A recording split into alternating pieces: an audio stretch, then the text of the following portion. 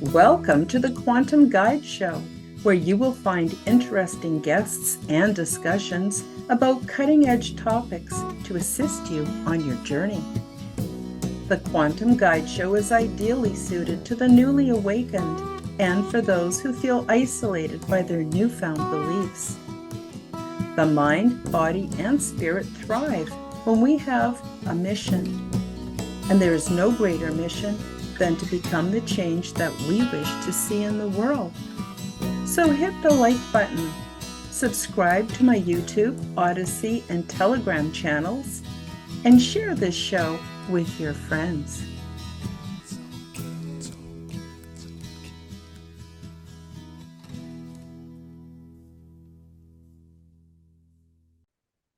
Welcome back to the Quantum Guide Show. I am very happy to bring back my returning guest, Kosta Makreas, who is the founder of ETLetsTalk.com, the ETLetsTalk community, the People's Disclosure Movement, the People's Love Alliance, and the Global CE5 Initiative.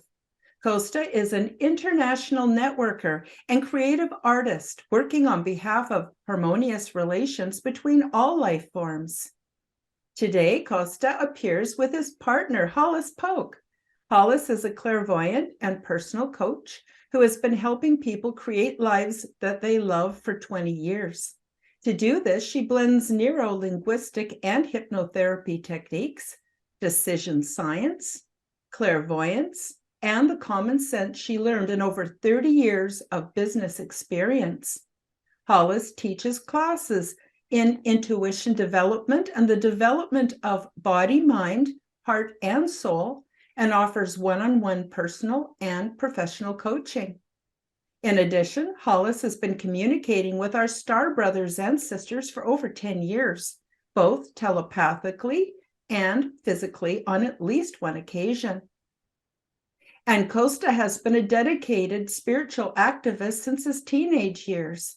As a young man, he became fascinated with the mysteries of the universe, teaching himself astrology, meditation, astronomy, and read widely about UFOs, comparative religion, science fiction, spirituality, Atlantis, and many other metaphysical topics. His current passion and mission is his website, ETLetsTalk.com, and the ETLetsTalk community. Community members learn how to make human-initiated interactive contact with star people. Kosta also founded and facilitates the People's Disclosure Movement, which boasts 650,000 plus members in over 100 countries. It is the largest, most widespread movement of its kind, and it bypasses governments and authoritative power structures by empowering everyday people to interact directly with ET star beings in order to co-create with them a positive future for Earth. Kosta believes that we are living in a unique, challenging, and wonderful point in history as we transition to a new mode of enlightened and spiritual living, where peace reigns between humans and between humanity and all life forms on and off this Earth. Today, we're going to talk about the retreats coming up this year. ET Let's Talk Star People Contact Retreats. 6 days and nights of ET contact under the stars, psychic classes, group fun, and recreation. There's one in Bloomington, Indiana, from July 9th to the 14th, 2023, and another one at Joshua Tree, California, October 8th to the 13th, 2023. And of course, all the links will be below, or you could just go to ETLetsTalk.com/retreats. Kosta and Hollis, welcome to the Quantum Guide Show. How are you folks doing today? We're fine. Thanks for having us. Yeah, thanks for having us, Karen. Oh, my pleasure. My pleasure. Now, did I leave anything out? Is there anything you'd like to add before we get started today? I need to update one small detail that Sure. that's important, and it's nothing on your part. Currently, I'll be giving out the URLs as you have been for people to contact us at ETLetsTalk.com. My website is having a wee bit of a technical issue, literally at the moment, and depending on people, when people see this recording, that may be all fixed and fine. So if it's not, and you go to ETLetsTalk.com, please try as an alternative ETLetsTalk.com/members. MEMBERS, and you'll be able to actually sign up for free to become part of our community. And also for the retreats that you were just mentioning, thank you for doing that, Karen, the ones in Bloomington and in Joshua Tree. Normally the URL is ETLetsTalk.com/retreats, RETREATS. That's not working at the moment, but it has all the information that you need to register and to find out more about what we do there. And like I said, that URL may be just fine, the /retreats one. And if it's not, please be patient with us and come back, and the technical detail will get, the issue will get sorted out.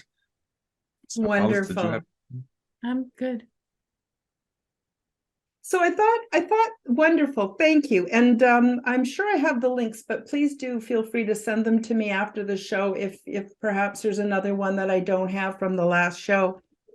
So I'm curious to know about past retreats. How did they go? Were you able to make ET contact? Now I know the answer to this, but the viewers don't. Were you able to make some ET contact? Would you like to talk a little bit about past retreats? Because it will give people a bit of a flavor for what may happen.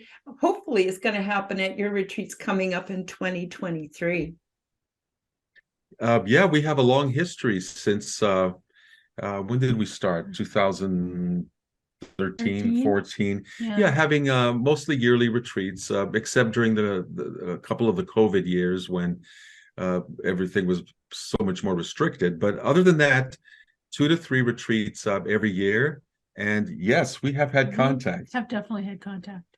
Yeah, and we have what we call here lore, which are the stories of different kinds of contact, and that's just between 2 of us, not to mention the people who've been attending, who walk away with group experiences, sometimes some of their own individual experiences through the years, and it could fill a book. And we're happy to share some of the stories of the contact that we've made, with your audience, if you'd like. Oh, yes, please.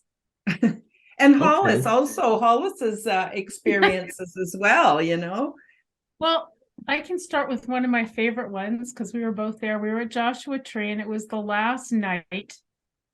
And a bunch of people had to leave. So there were 10 or 12 of us left? Not a lot. And it was the very end of the night. It was like midnight and everybody was tired. And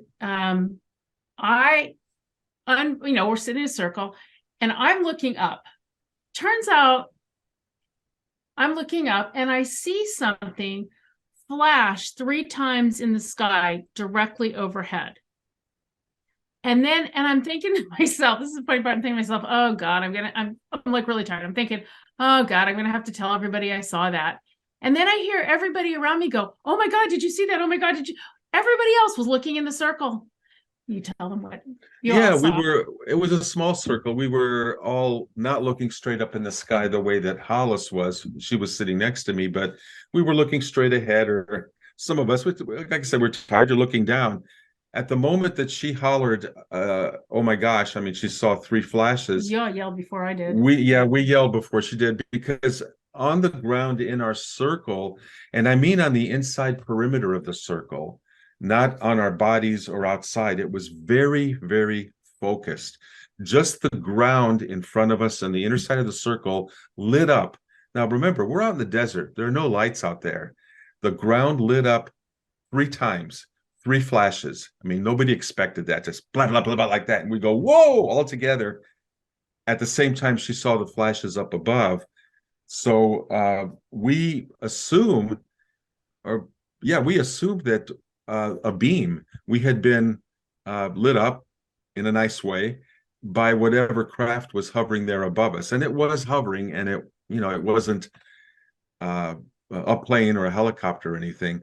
But imagine from whatever distance it was hovering up there. And it was way up there. Yeah, we don't know. It could have been miles to tens of miles, because at night you don't have the instruments to figure out.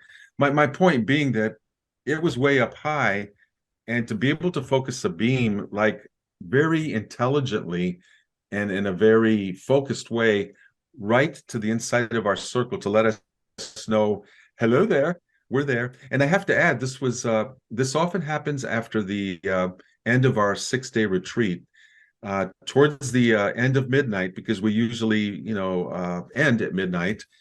Something dramatic will happen at our retreats, and it's always different. We never know what. And this particular time, as Hollis said, she saw the flash up there at the same time we saw it on the ground. And I think that was our star friend's way of saying, hi. See ya, hello, and it's been nice. Yeah. See you next time, kind of. And it's the kind of thing you can't make up. Like I said, there's no lights out there. And we had 2 ways to validate it. She's looking up and sees a flash. 3 flashes. 3 flashes, rather. And 10 or 11 of us are looking on the ground at the same moment and see the flashes. Right. And they all saw it. Yeah. They all saw it on the ground. So. And that may not, this doesn't qualify as having a landing next to you and being able to shake hands and dance with our star friends, which is what a lot of people want, understandably. But on the other hand, because maybe they can't come and land, what better way than to use light in a situation, in a setting just like that, to safely and visually say hello to everybody. It wasn't like some people got a telepathic message, others didn't, which does happen, and that's legitimate. But this was, as long as you have sight, and thankfully most of us have regular sight, this was using light, something everybody could perceive at the same moment and have the same experience. That's powerful. And that's what our retreats are about, is getting a group coherence together to where some of us, some of the time, if not all of us, some of the time, can have a common experience that just wows us. I don't know if you have any more comment about that. But not about that one. That was very cool. We'd like to tell our origin story, which is Hollis's. Sure. And I'll start it out because there's some background to it, and Hollis will add to it and bring it to life, I think. We both, Hollis and I, came to our interest in UFOs, UAPs, extraterrestrial life, some in a little bit similar ways and a little bit different. My short story is, as a young man, I was interested in space, in science fiction, astronomy, the NASA space program of the time, the moon landings and all that. And I picked up my first UFO book, and I was smitten. I saw pictures. This was in the early 60s too, before Photoshop and things like that existed. But I saw pictures of disc-shaped objects with domes on them, written by the early contactee authors of the time, telling their stories. So, like I say, I was smitten. But fast forward many years later. Let me just tell my. Hollis will give you her. As a little kid, I was a complete NASA geek. I kept scrapbooks of like New York Times articles of the launches and the landings, and I would listen to them on the radio. And when they began to be televised, I would watch stuff on TV like that, but not remotely interested in science fiction. Not at all. I did read the first book of Dune, which was good. I fell asleep in the first Star Wars movie and never went back. Like, not interested in science fiction. My dad gave me Chariots of the Gods when I was about 10 and it had just come out, which was really good. I like that. And so I was open to the idea that, extraterrestrial life was a very real possibility. Yeah, and that sets the scene because I was open to it as well. And fast forward to 2006, I discovered that a group of people were going up north of where we live here in the San Francisco Bay Area to Mount Shasta, a very magical and mystical and powerful place, to make human-initiated contact. And I'd never heard of that. Like, oh, you can actually contact and call down UFOs, call them in, however you want to put it. I was smitten by that idea, and I asked Hollis, "Hey, it's 6 nights of making contact. I want to learn how to do this. Would you come with me?" And I said, like, that's great. Have a good time. I'm sure it's real. I've got a business to run. It's not part of my life. Go have a good time. Yeah, she was very practical about it, and so I went with support, which doesn't happen often enough in partnership situations of all kinds or within families that a person can get support. So I went, had a great time during the week learning the techniques of the CE5, the Close Encounters of the Fifth Kind, the human initiated interactive kind, making friends up there. And I would talk to Hollis every morning and describe to her what our group had been learning and had seen the night before. We were seeing flashing lights in the sky, zigzagging, hovering, moving around, orbs in the trees, telepathic messages. I mean, we were getting contact in a lot of creative ways, the 40 or 50 of us that were there. So it was exciting for me to talk to her and say, "You never believe what happened last night," and she would listen. I think about the fourth morning when I dialed her up to talk to her about the previous night, she stops me before I could get started. And yeah. Said, "I've got a story for you." So the night before, I was sitting in bed reading, as you do. And it's time to go to bed, and all I had on was, so I close up the book, put it on the bedside table, turn out the bedside lamp, turn around like to go scooch down under the covers. Now I have to back up and say, I have very, very good nighttime vision. In fact, I'm annoyed by lights at night, like really annoyed. That's why the light we have on now, it's annoying. So I go to scooch down, but before I could even scooch down, right, my eyes adjust very quickly to the darkness, and there are these 4 little beings standing around the bed looking at me with maybe a 5th one semi-material in the back. They are translucent, they're white, they're 3.5 to 4 feet tall, kind of large heads. I couldn't really make out features, but the thing is, there are just waves of love coming from them to me, just waves of love. And honestly, who could be afraid of that much love? So while I'm shocked, shocked, because nobody told me this could happen, I was not at all scared, right? So my mind went blank. And my mind doesn't ever go blank. But I went blank for what seemed like a really long time. It was probably maybe 10 seconds. Like, I don't know. But the love keeps coming. And then I hear this voice go, very sweet voice go, "Who are you?" Telepathically. Right. Telepathic voice. Thank you. "Who are you?" And I am a telepath, but I'm not used to people just asking me questions that way. And I was so shocked I didn't know how to answer the question. And I'm just sat there for a while longer, and then I thought, God, I should ask them something. Oh, what do I ask them? What do I ask them? And the only thing that occurred to me, because again, shocked, was, "Where are you from?" So better question would have been, "How'd you get here?" But oh well, right? So I think to them, "Where are you from?" And I hear very clearly, "Arcturus," like that, with the up and down, which I couldn't have made. And now I should back up and say, I did not know anything about astronomy either. Had my interest in NASA did not, for whatever reason, translate into wanting to learn about the stars. Because we were only going around the Earth or to the moon, right? They weren't going farther than that. So I didn't really care about the stars. So when the next morning, when he called me, I tell him the story, and I said, "Arcturus, what's that?" And I had said, "Oh yeah, that's Astronomy 101. It's a hyper red giant sun in the constellation Bootes." Shake your booties. I had to say that. It's okay. And I don't know Latin very well, so It's not Latin. it's not Latin. No, Oh, there's a J in there. That's not Latin. Anyway. But it's a thing. It's a star. It's well known. And so I told Hollis, yeah, that's well known, that you didn't make that up. And that's very cool. I mean, my jaw's on the ground, as they say at that point, because I had called her up thinking, I was going to tell her all this cool stuff I had seen, and instead, tables get turned, and she has this story, which is amazing, right here in our bedroom. From where we're sitting here now, 20 feet from here, that happened.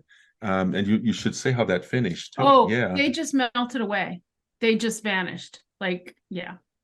So what I'm thinking is two things there, that they materialized and dematerialized somehow for her. Were they a hologram projection? But what she didn't mention was, though she could see that they had slender bodies, and a torso, skinny neck, narrow shoulders, narrow bodies. But they're standing around the foot of the bed, so I can't see past probably their hips, their waist, something like that. I assume they were bipedal, but I don't actually know that. But I mean, there was no way I could know because of where they were. The fact that the edge of the bed hid the lower parts of their body says to me that they were physical enough, that physical thing like a bed could occlude them. If they had been higher vibra frequency, the bed would not have been an obstruction. That's just my whatever knowledge of physics and light that I have. So anyway, they probably were bipedal, and you have a story about that too, with Clifford Stone later on. But let me finish that. Okay. Yeah, that's a good story. Yeah, I kind of lost my track, but she says to me after telling this story, oh my God, Kosta, this stuff is personal to me now. Before she had said when I left, it's not personal to me. What's it got to do with me? I believe you. Big universe. Of course, there's life. Have a good time. And now she gets a visit. Okay, here's what I remember I was going to say, that I believe that they followed my energy, my link, my connection from Shasta up there. I'm doing all the woo-woo stuff up there, and they're probably wondering, who's this guy connected to, Yes, and why isn't she here?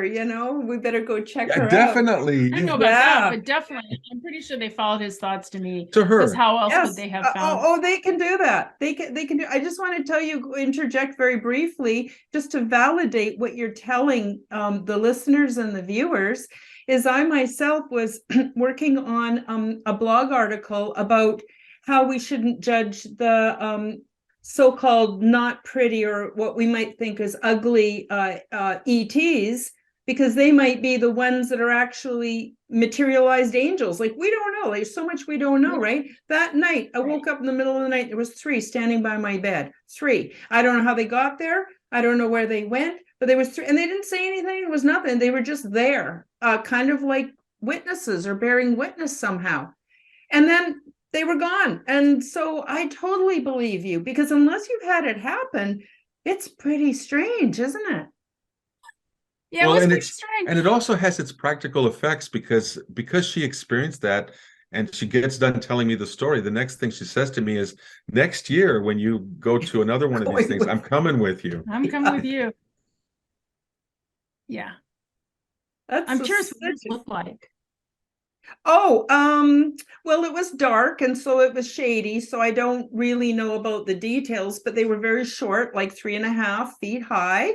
They had very slender bodies. I didn't see any detail. I didn't see whether they were wearing anything or not. I don't know. I don't know why they'd have to be naked, but anyway, they had larger heads. They had larger dark eyes, and they were completely peaceful. The feeling I got was of absolute peace. There was nothing to frighten me. And it was almost like they were trying to tell me I was on the right track of comparing them to angels. So I'm not saying they're the same. There's a kind of a fine line between a lot of these different kinds of beings that we experience. And then it's filtered through my own cognitive understanding of reality. Not to take it on another tangent, but that's but they did look very pale, almost silvery in the little bit of light that was shining in the window. Wow. And I want to be very clear that although I am clairvoyant, I saw these with my physical eyes. Mhm. Yes. Like there's no question in my mind, this was my physical eyes in the dark. Yep. Me too. Yep. And I will believe tell you. the Absolutely believe you. Okay. So I have this great story. There was a lovely man named Clifford Stone whose job in the US Army, for people who don't know, he had a cover job as a clerk, but his real job was about once a year he would go to an ET crash site and help retrieve bodies, articles. He told us a story of one time helping a couple living beings escape. Mhm. But anyway, so we were at this little tiny conference. There were probably about as many speakers as there were people in the audience. Like, no joke, there were maybe 30 people there. And he was a speaker, and Kosta and I were each speakers, but we were separate speakers. So, and when I speak, I don't really do much. I told my origin story here, but really I just teach for how people can be better at using their own clair, which is to say psychic senses. That's what I do. And we do exercises. Mhm.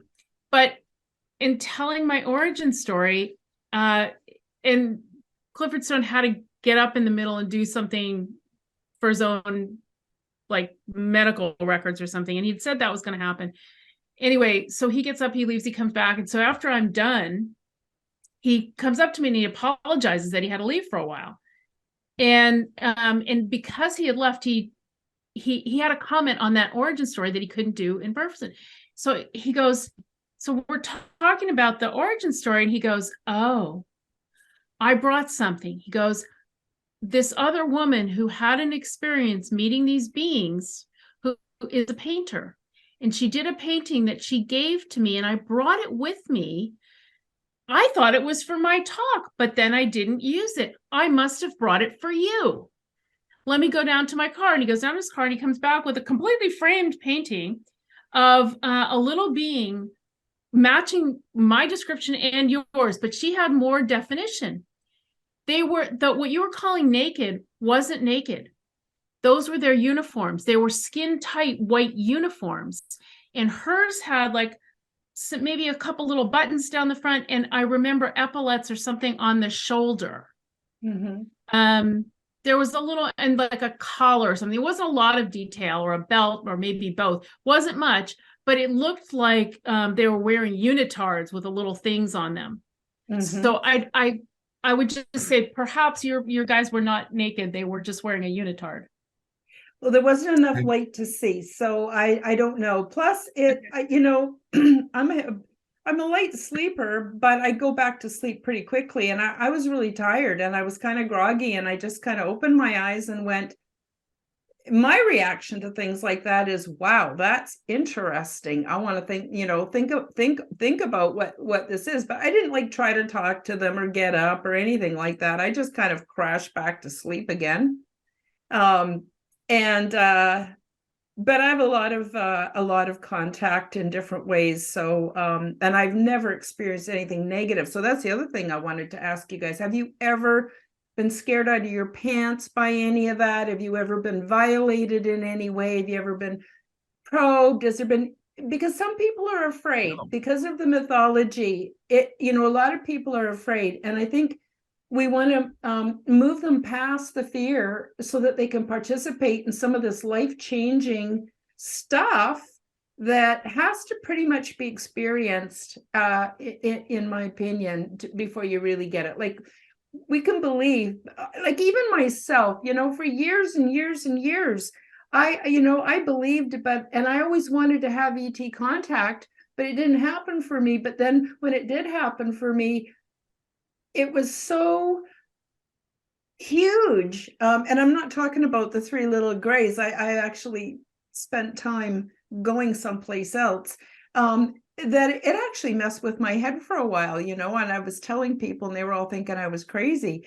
But oh, sorry, I don't know where I was going with this, but please continue with your experiences. And if you have anything else you want to add about past conferences and moving past the fear, I guess that was my point. Yeah, and that's well put. That is a critical issue in this communication thing. So it's not a small thing.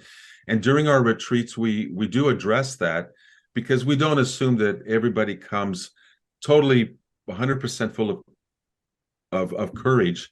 We all have something that's hanging around. It happened to me the first time, as I was talking to meeting all these people for the first time. I had a little bit of it too, but then I had an experience, which I'll recount now, that happened in such a gentle way.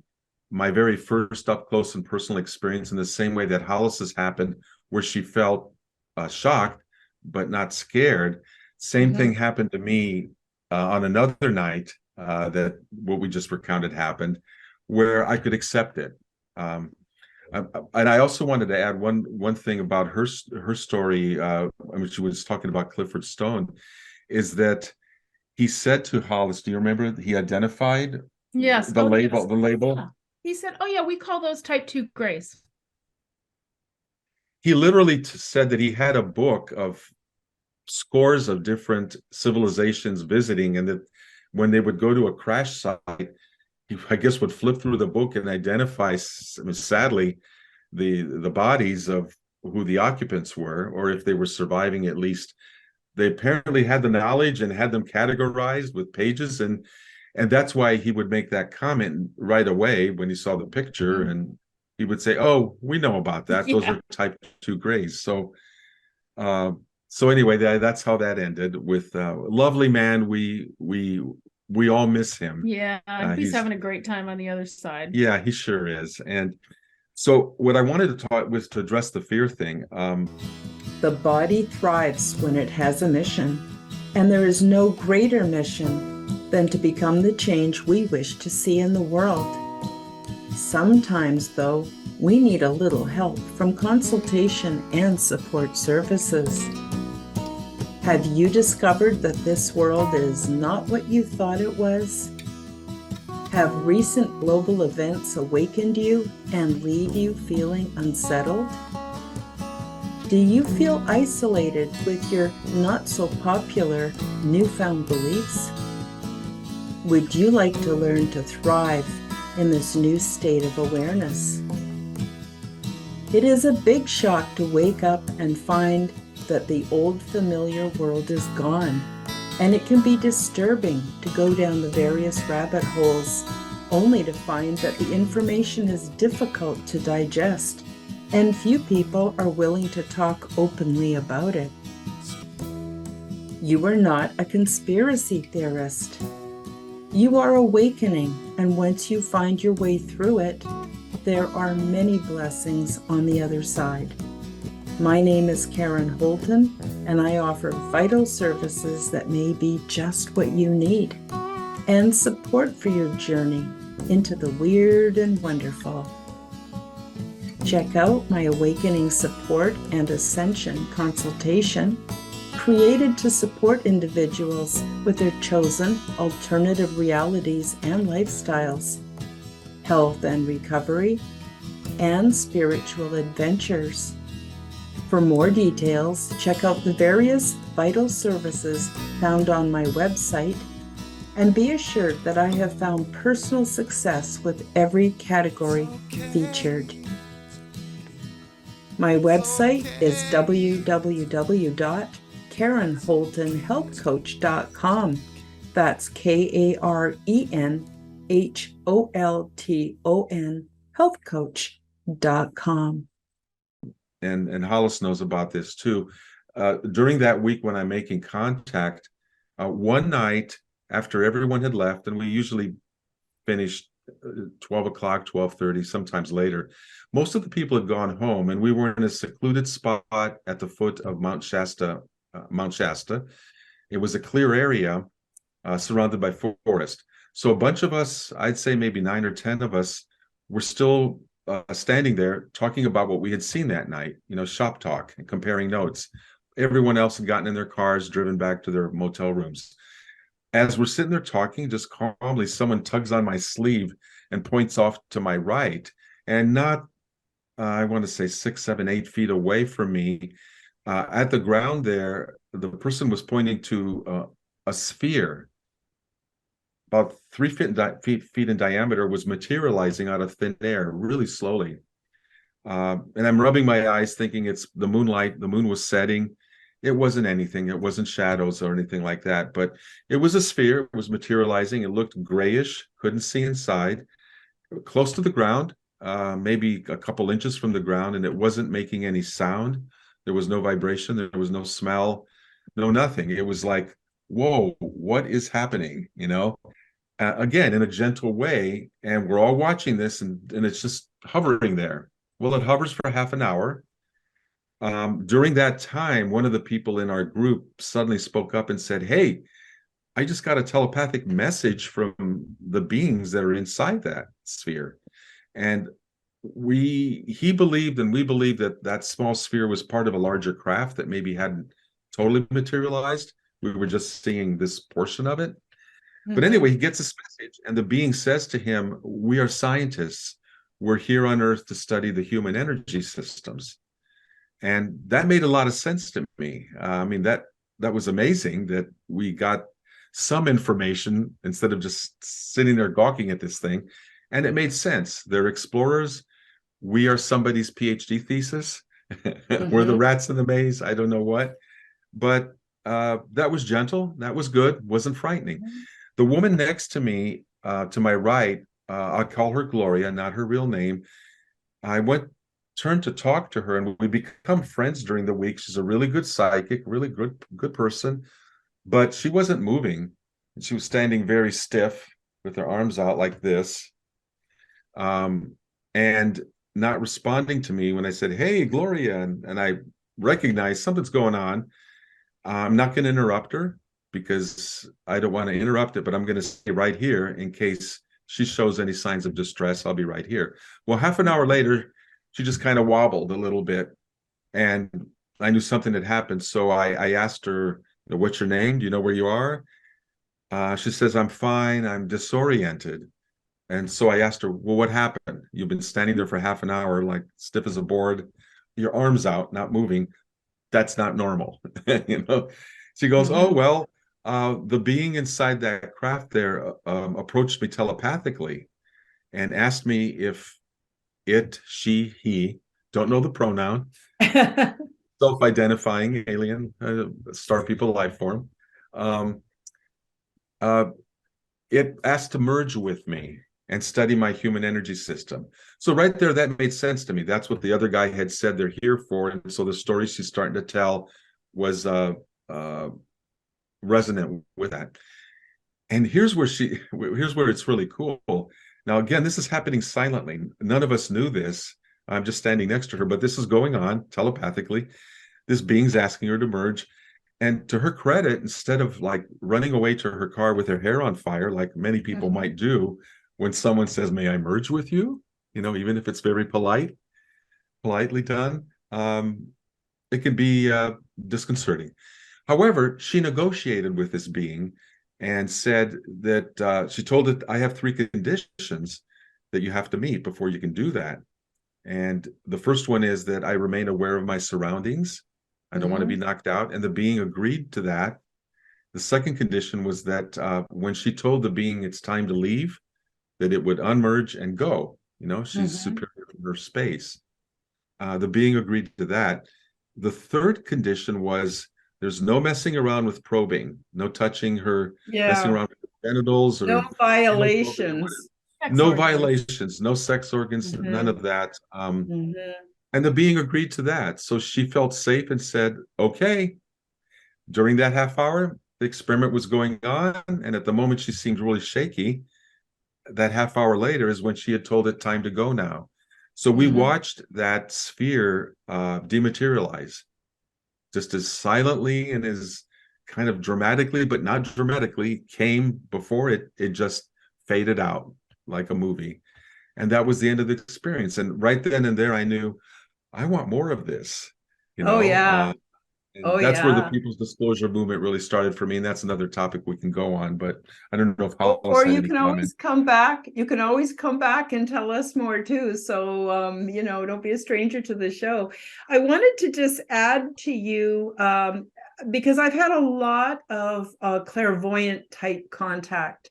And one time I was actually walking along beside some very ancient fishing grounds up in Courtenay or Comox on Vancouver Island.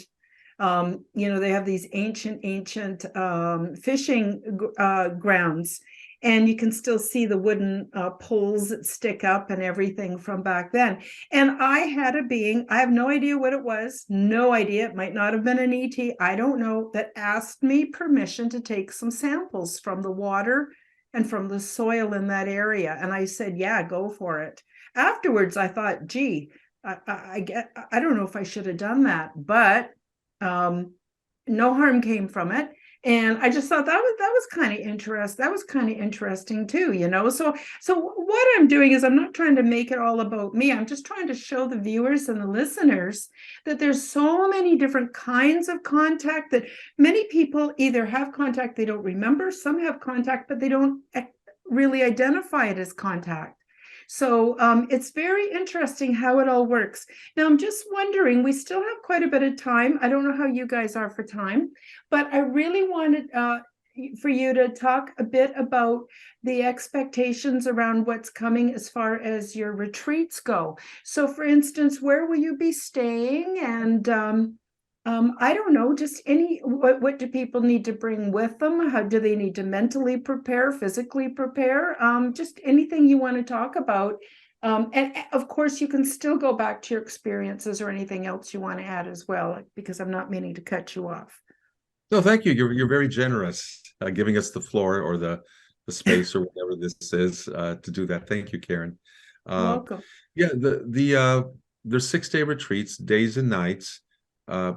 It's meant to be a group activity where you can meet like-minded people who've traveled from some distance to sit out under the stars.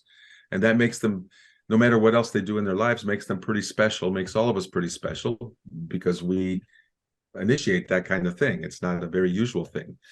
But it's a very, what I like to call a group bonding and loving experience, where we can share stories and learn how to make our own contact if we're not already making it in a group setting. And grow that way. Our star friends have said that they welcome human groups and individuals reaching out to them. That's what the CE5 is like. Hollis is part of that. In the daytimes, we have classes where, I talk a little bit, lecture about the People's Disclosure Movement, the People's Love Alliance, kind of the movement of what we are as people across the planet, humans, doing this contact on our own, bypassing the governments and stuff. But also Hollis teaches various things, not the least of which is the psychic skills that enhance the contact that we make. Yeah, I mean, that's actually the main thing. The other thing that happens is we share what happened for us when we weren't in the group, or maybe some things that happened in the group that we hadn't shared at the time, because really contact happens, I don't necessarily want to say 24 hours a day for everybody, but like, I think they sometimes like follow us home to wherever we're staying from our meeting grounds. And so people have things happen in the middle of the night. And there's some great stories that way, being show up at people's bedsides.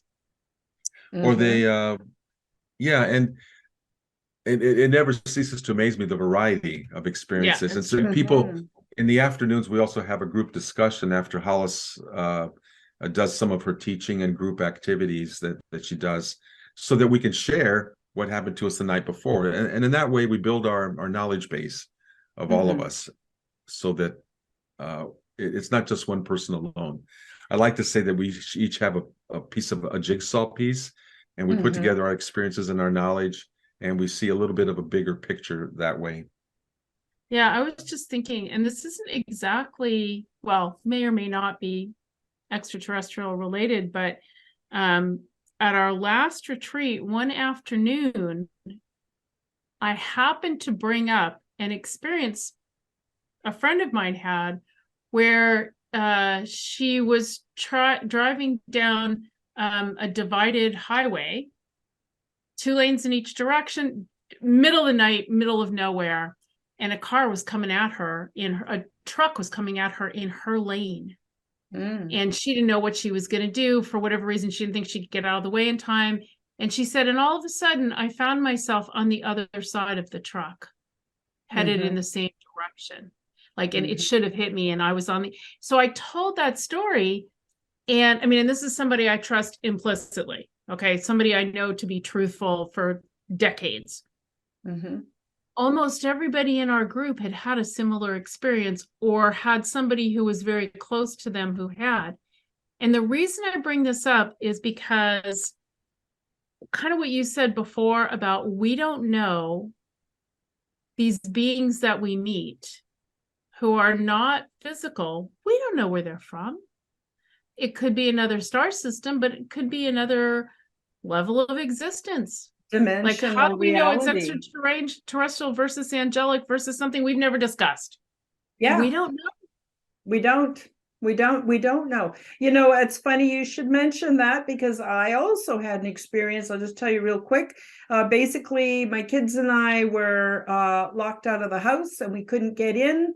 And we checked all the doors and we checked all the windows. And my daughter walked around to the back of the house to double check the back door. And next thing you know, like within a flash, like less than a second, she was inside looking out at me in the front of the house. And I said, how did you get in there? And she says, Mom, I don't know.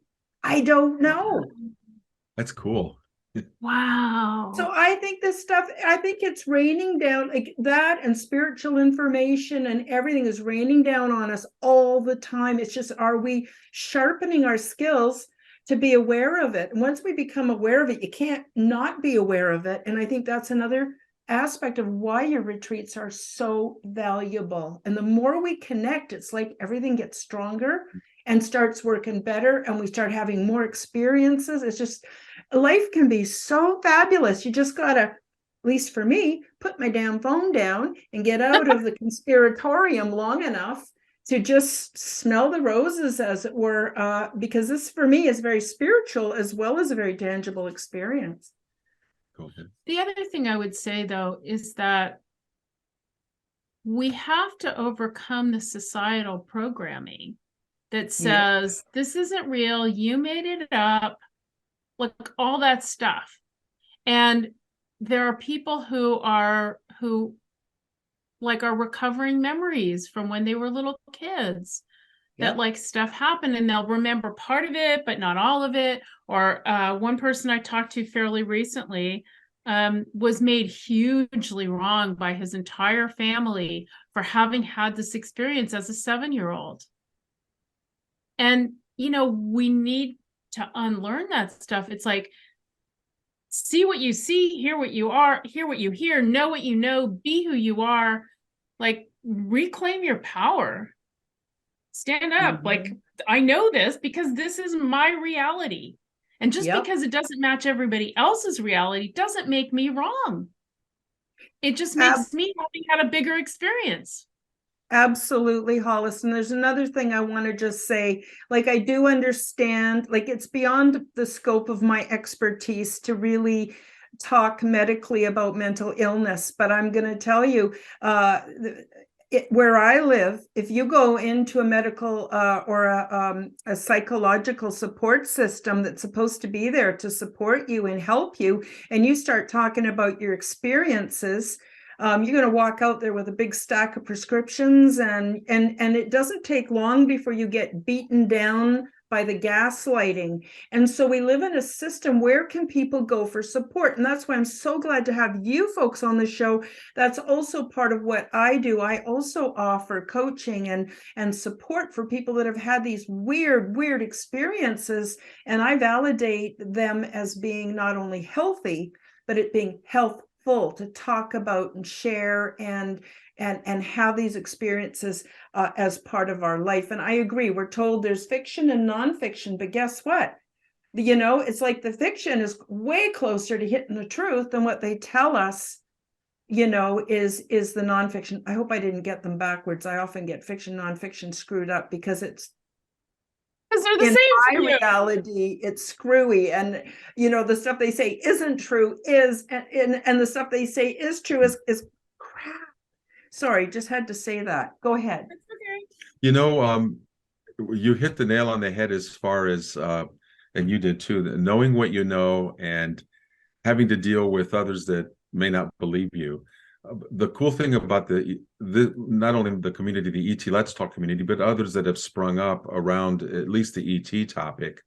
The cool thing is that, and I've discovered this, people come up with their stories. They finally find a place that is safe where they can open up and tell their experiences. And someone, like you said, Karen, is not immediately going to shower them with meds and pat them on the head and go, there, you know, take 2 of these and, you know, you were imagining all this, whatever. Or worse, Kosta, or worse. I just have to say it. Just sorry. Go ahead. Well, yeah, or worse. And I've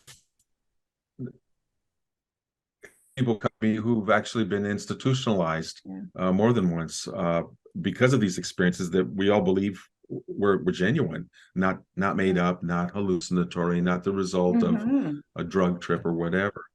So that's what, if nothing else, that I leave with your viewers today would be the fact that there's an Let's Talk community. There's a people's disclosure movement. We're up to more than 1 million people now all over the world who want disclosure. And that's a whole nother topic that's critical to all this. But right now we're talking about the personal support that you get from a group. And this community is good for that. That's not to say that we're all right all the time about every detail of what's happened to us, but we at least have each other in the community to talk to on social media, to share the stories with, or in person when we do our retreats. I did want to mention with the retreats that people need to come with an open mind, an open heart. You don't have to be a total believer, but at least if you're open-minded and not have the heart of a skeptic, because that is a very definite kind of thing. Not just I'm skeptical, but a heart of a skeptic who wants to find something wrong with everything and is not open-minded, but is automatically going to beat down everything that doesn't fit in with their narrow version of things. So open-minded is better. You know, you don't have to be a believer, but come with an open mind, open heart, and with as little fear as possible. And Hollis does do some exercises during the afternoons, or an exercise. You can tell a little bit about that. Well, you know, most of us who come to these things are there because we've had, whether we're conscious of it or not, some kind of contact. And so one of the things I do is help people, let's just say, access contact with whatever being wants to be in contact with us, you know, on the inner plane. So in a meditative state, and people find that helpful. Oh, and absolutely. You'd be surprised with what people come up with. Some of them for the first time, like after the exercise is done, they go, oh my God, I did not know that this being was with me. And they showed up and we conversed during the conversation, and it was enlightening, insightful, and wasn't frightening. So what's a joy is to see some of these people come out of that session with Hollis as a group and say they have had a breakthrough and the fear has lessened. And oh my God, that's great, because that makes the next experience that they're hopefully going to have a whole lot easier once that fear's been removed. So that's what we offer. It's we're not a personal growth workshop as such during that week, but personal growth is part of that, because you are a person, you're meeting other people, and you're, to state the obvious, what we think, and you're growing. And you're growing. You're growing. Thank you, Karen. Yeah, you do grow some in this very particular area of making this kind of contact. We sit out under the stars, and in many places it can be cold, but you know, we ask people to bring layers and headgear and gloves and just whatever will make them comfortable to sit under the stars. And we take breaks and make it a social time too. Because one thing our star friends have said is they love the high vibration. And that's another thing, is bring your love and your higher vibration, and they will meet us halfway with that. They really can detect us, and they really respect us trying to be peaceful, the better parts of ourselves, in reaching out to them. So we do that with each other, and we offer that to them in the contact process, and they respond. Oh, yes, they sure do. I'm really excited. Now, I got to tell you, what comes up for me when I'm hearing you talk too is a very practical thing, and that is, where will people be sleeping? Like, will they be camping out under the stars, or will they be in some kind of a lodge or hotel? Or I'm just wondering about our creature comforts when we come to It's all of the above. I send people, when they register, I send them information about the locale where we are with a link, and they can go there and they can find if it's a motel room, a hotel room. Oh, if they have a want camp, choice. then you have a choice. Yeah, this is not like It's like book your own. It's really. it's like basically book your own. Right. And we do guidance on the rest, but there's a lot of free time too. We don't take people 12, 15 hours a day. My favorite was one year at Mount Shasta. This guy decided he just strung up a hammock between two trees on the mountain. And then he had some amazing experiences. I mean, he was there alone in the not even, I mean, like, he was in a place where he really like shouldn't have been. Like, it wasn't a campsite. He just put up the hammock, and then he had some amazing experiences. He actually saw a craft not too far away that was red and lit up, that was there in the forest, and stayed around a while, for example. So all kinds of things happen with people. And yes, people can choose their own accommodations. Wonderful.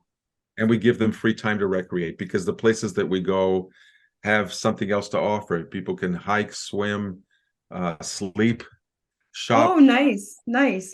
Dine out, whatever. Oh, that's so good to know. Now, we're coming close to the end of the show. There's one thing I do want to ask for you and Hollis to share with the viewers and the listeners. What do you think ET wants? Excuse me, wants. What do they want? Why are they coming? Why are they showing themselves? What is their message? Go ahead. Wake up. Again, be aware of all these things that are around you, not just the surface of the material world. And I think there's some like save the planet in there too, like help the planet survive. And the messages we've gotten in different ways, and of course there are more stories from us about those. The ones that we've contacted, and yes, we believe that the overwhelming civilizations that are here are of the higher kind, or at worst neutral.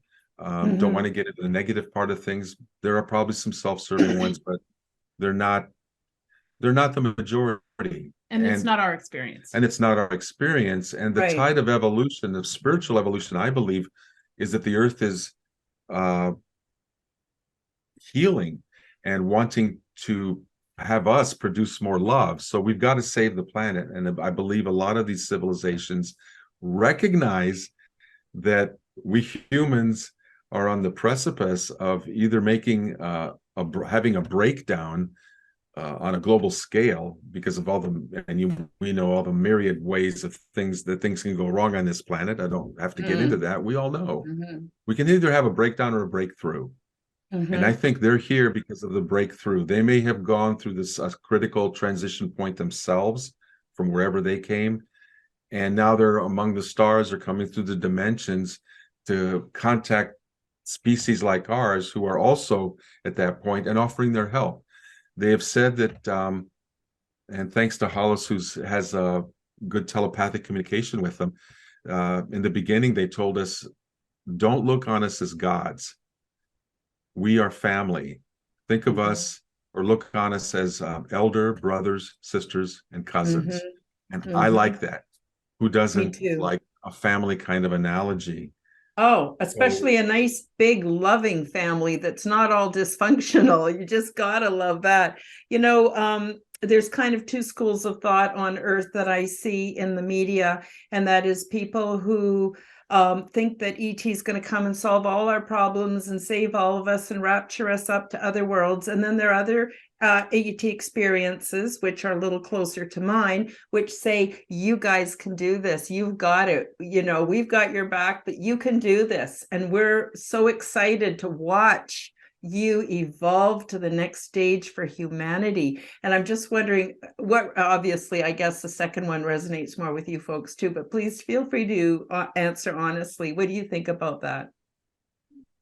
I agree with the second one. Me too. They basically they want to mentor us. They want to co-create. Yes.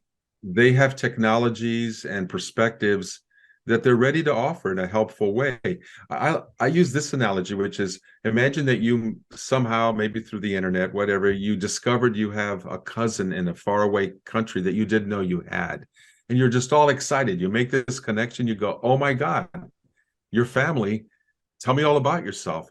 And you make this connection and you start learning, and you realize this cousin is older, wiser, and is willing to help you with maybe some problems, some blockages that you have. You need some guidance, you need another opinion. That's the way that I look at it, is because they're maybe a little bit further or a lot further along a spiritual path, because it's not just about physical technologies or metaphysical to get from here to there. It's also about the growth of the heart. They're there to offer the wisdom that they might have if you're willing to be open enough and to ask. And egoless enough to say, look, I've hit a wall. Can you help me out with this? They'll do that as long as we're the ones initiating and doing the work. Because what good would it do if they did everything for us? We haven't grown. We don't treat, most of us don't treat our children that way. Here, let me do everything for you, child. And that way, when I let you go into the world, you will be so helpless. We don't do that. We say, here's teach you how to do something. Now go off, and if you have a problem, come back. We'll talk about it. I'll show you something else, whatever. I don't know if you had anything to add to that. That was pretty good. Yeah. I agree with the analogy of raising your children. So if you do everything for them, they don't know how to do anything, and they become a little bit learned helplessness.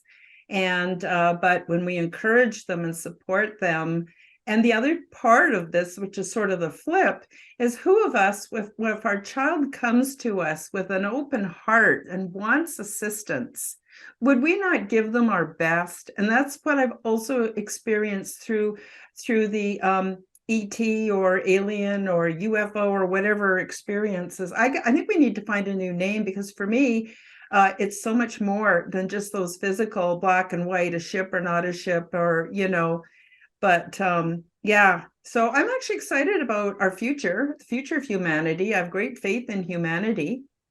And I really appreciate the work that both of you are doing. I'm really excited to have you on this show. I'm very happy to hear about the retreats. Now, I'm just wondering, before we close out, if you have any other things you want to add, but also, can you please, for the folks that are listening on audio, can you please give where people can find you and what you offer just one more time?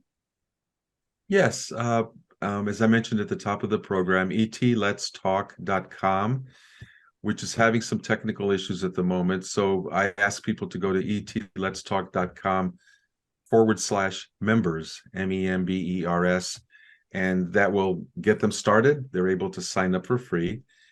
And Hollis also has a contact number if you want to give that.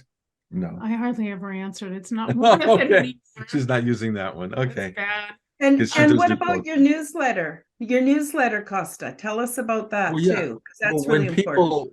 People sign up for free on the website, and as part of that, I have a monthly virtual get-together of all our global teams, contact teams, on a Saturday that's nearest the new moon, so that for people who are going outside, they have a dark sky. So I send out an announcement about every month's event, and we've actually been doing that now going on, it's our 13th year. Every month we've been making contact, and my star friends are thrilled. When they asked us to start this process of getting groups together, teaching people, building the movement, they said that a disclosure would occur when someday we had done our work so well, so many people would have given them permission to show up in so many places that a tipping point would be reached where no government or other authority could ever hide their presence again. So they're thrilled. They basically said our movement of contact is like a snowball rolling downhill that can't be stopped. So we are we're the future and we're creating it. And it's a wonderful place to be. And I invite people to come and become free members, and you'll get the information and all the context that you need. That's so well put. I see it as being an unstoppable force moving upon an unmovable object. So the unmovable object is the construct, the world that's been constructed by very few people with all the power and the resources. And that's the immovable object. They're planted deep and they don't want to budge. But you know what? Wind and energy can erode and work on those things, and they can completely crumble because we're an unstoppable force. And it isn't just us humans. I really feel that ET has our back.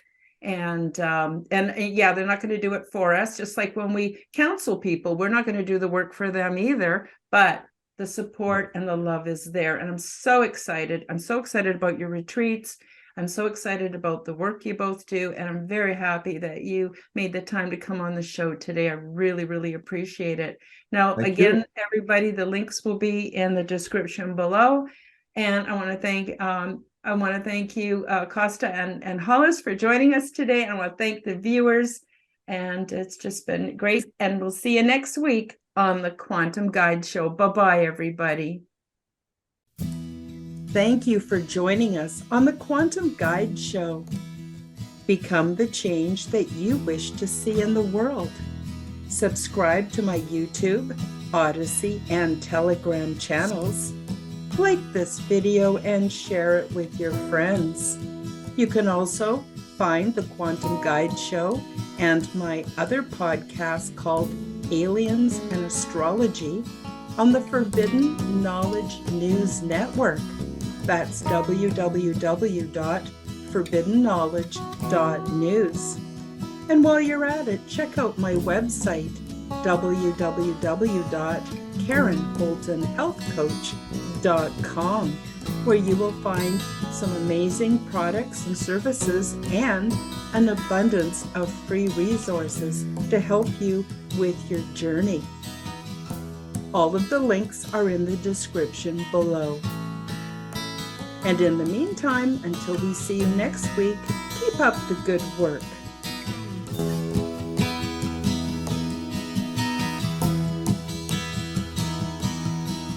Surrendering to endlessness puts all my inner strife to rest. For time gives birth to hurriedness. It all makes sense, well, more or less. And the sages put me to their test. With heart and soul, I do my best to find the answers to my quest. I wonder and I must confess, I don't know where it comes from, but I know it's okay.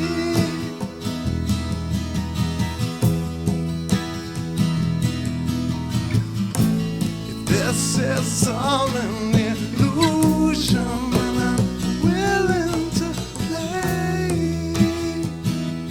It's okay. It's okay.